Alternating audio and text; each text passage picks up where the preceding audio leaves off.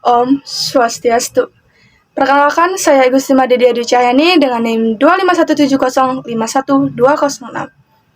Baik, di sini saya akan mempresentasikan PowerPoint yang telah saya buat mengenai materi Brahma Vidya Mantra Atharva Veda. Dengan judul PowerPoint, Meraba Wajah Tanpa Rupa, Menyelami Samudra Brahman Vidya di Kedalaman Atharva Veda.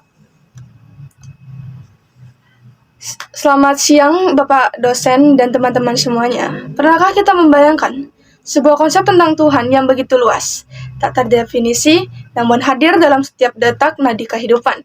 Hari ini kita akan menyelami samudra kebijaksanaan hidup tersebut melalui Brahma Vidya, khususnya yang tersembunyi dalam kedalaman Atharva Veda. Suatu perjalanan atau sebuah perjalanan meraba wajah sang realitas yang tak terwujud. Selanjutnya, yang pertama tentunya kita harus mengetahui apa itu Brahma Vidya. Brahma Vidya secara sederhana berarti ilmu tentang Brahman. Brahman yang artinya realitas tertinggi, Tuhan yang Maha Esa, dan Vidya yang artinya pengetahuan. Jadi Brahma Vidya itu dapat diartikan sebagai ilmu untuk mengenal dan memahami Tuhan secara langsung.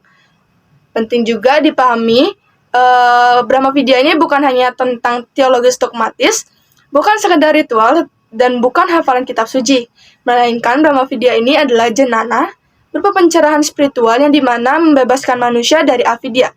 Apa itu avidya? Avidya merupakan ketidaktahuan yang menjadi sumber segala penderitaan para resi di lembah sungai Indus, yang dimana ia tidak hanya bertanya, apakah Tuhan itu? Tetapi mereka lebih jauh lagi, bagaimana aku dapat mengalaminya secara langsung. Selanjutnya, tentang Weda.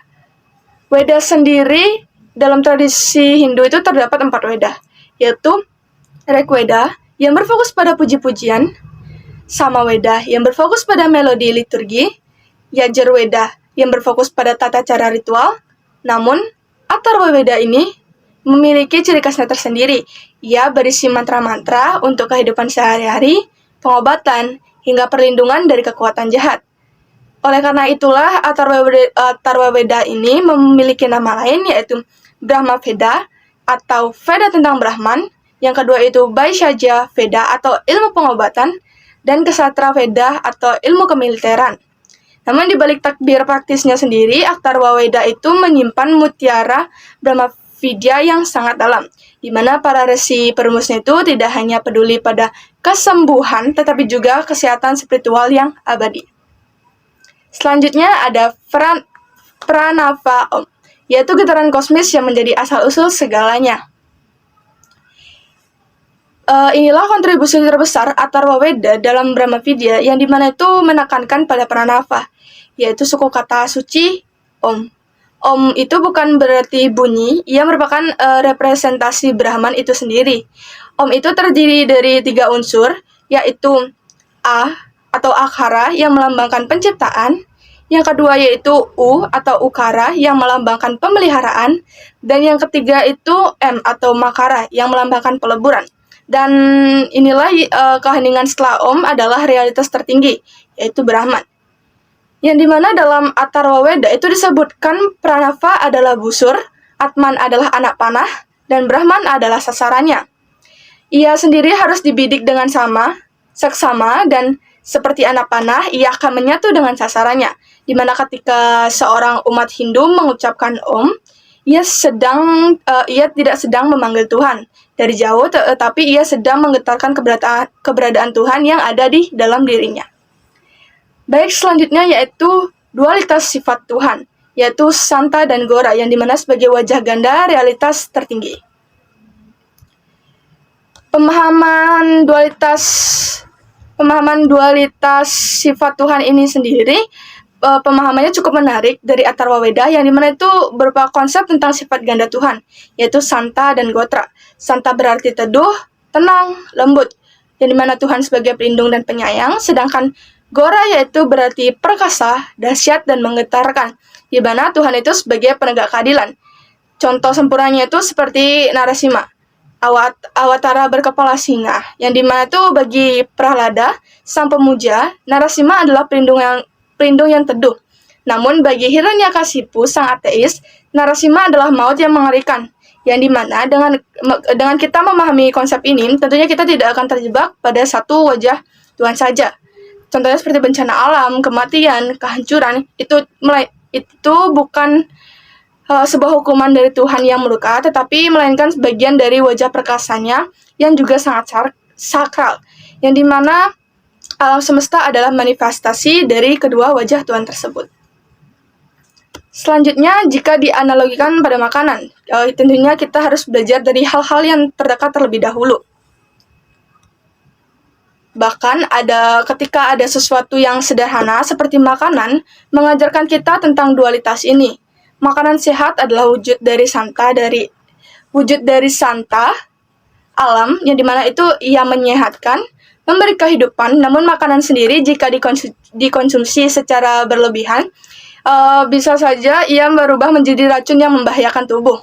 Dan itulah yang menjadi wujud gora dari alam. Ini adalah suatu filosofi ekologis yang dimana sangat maju. Alam adalah tubuh Tuhan yang kasat mata, yang dimana apabila kita menghormati alam, artinya kita menghormati Tuhan. Dan ketika kita menjaga keseimbangan alam, artinya kita menjaga juga keseimbangan hubungan kita dengannya. Selanjutnya ada tujuan akhir. Tujuan akhir tentunya menyatukan kembali diri dengan Brahman. Lalu apa sih tujuan terakhir itu? Apa tujuan kita mempelajari Brahman Vidya? Jawabannya tentu adalah moksa. Moksa itu artinya pembebasan. Pembebasan. Kehidupan adalah siklus samsara, yaitu lahir, hidup, mati, dan kemudian lahir kembali atau disebut dengan punarbawa. Siklus inilah yang disebabkan oleh avidya, yang dimana ketidaktahuan akan jati diri sejati. Yang dimana itu kita lupa bahwa Atman, jiwa individu adalah percikan kecil dari Brahman. Brahman Vidya sendiri melalui Siddha mantra-mantra yang terbukti kekuatannya mengingatkan kita kembali pada asal-usul ini. Dan melalui japa atau pengulangan dan dayana atau meditasi, kesadaran suatu individu yang sempit perlahan melebur ke dalam kesadaran kosmis. Hal ini bukan hilang, tetapi menemukan kembali diri yang sejati. Seperti setetes embun yang menyadari bahwa dirinya adalah samudera. Selanjutnya, yaitu relevansi modern atau bagaimana Brahma Vidya di era digital saat ini. Di era digital yang penuh tekanan kecemasan dan keterasingan saat ini, Brahma Vidya itu menawarkan terapi yang ampuh, yang dimana dibuktikan pada penelitian modern. Penelitian modern sendiri membuktikan bahwa meditasi dan pengulangan mantra dapat menurunkan tekanan dan meningkatkan konsentrasi serta menciptakan ketenangan batin. Lebih dari itu, Brahma Vidya sendiri itu mengajarkan kita untuk melihat kesatuan di balik keberagaman. Ingatlah salah satu sloka suci, yaitu Ekam Sat Viprah Bahuda Vadanti, yang dimana artinya kebenaran itu satu, tetapi orang bijak menyebutnya dengan banyak nama. Seperti contohnya di negara majemuk seperti Indonesia ini, pemahaman ini adalah fondasi toleransi yang kokoh, yang dimana ketika kita menyadari bahwa Tuhan ada dalam segala hal, rasa hormat kita terhadap alam, sesama manusia, dan makhluk hidup lainnya tentu akan tumbuh secara alami. Dan terakhir, kesimpulan dari PowerPoint ini. Brahma Vidya dalam Atharva Veda bukan sekedar kumpulan dogma kuno, melainkan ia adalah sains spiritual yang menuntun manusia pada perjalanan paling agung, yang mengenal diri sendiri untuk menemukan Tuhan. Adapun 3 pilar utamanya, yaitu pertama Om sebagai getaran kosmis asal-usul alam semesta, yang kedua yaitu Santa dan Gora sebagai dualitas sifat Tuhan, dan yang ketiga itu Moksa yaitu menyatukan diri dengan realitas tertinggi. Yang dimana pada akhirnya meraba wajah Tuhan yang tak terwujud bukan soal menemukan jawaban pasti, tetapi tentang bagaimana kita menghayati setiap langkah pencarian itu sendiri. Seperti samudera yang kedalamannya tak pernah habis diukur, Brahma Vidya sendiri adalah lautan. Kebijaksanaan yang selalu menawarkan kedamaian bagi siapapun yang berani menyelaminya. Semoga damai di hati, damai di dunia, damai di alam semesta. Sekian presentasi dari saya mengenai Brahma Vidya, mantra Atharva Veda yang dapat saya sampaikan. Mohon maaf jika ada salah kata dalam penyampaian. Sekian, terima kasih.